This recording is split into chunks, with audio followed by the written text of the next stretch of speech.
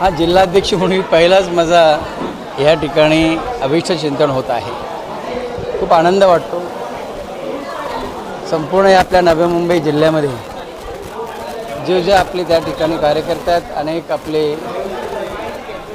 नागरिक आहेत, सगळ्यांनीच या ठिकाणी शुभेच्छा दिलेल्या आहेत.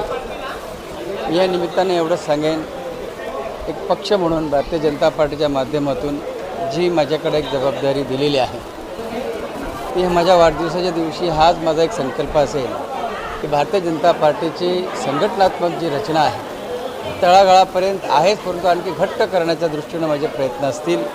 येणाऱ्या नवी मुंबई महापालिकेमध्ये त्या ठिकाणी भारतीय जनता पार्टीचाच महापौर कसा राहील, कशी सत्ता येईल, त्या दृष्टीनं ह्या ठिकाणी आमचे प्रयत्न असणार आहेत. हाच खरं म्हणजे माझा संकल्प आहे. शुभेच्छा देताना सकाळपासून विविध स्तरावरची त्या ठिकाणी मंडळी आली. शाळा कॉलेजमधले देखील त्या ठिकाणी विद्यार्थी किंवा शिक्षक देखील आले होते.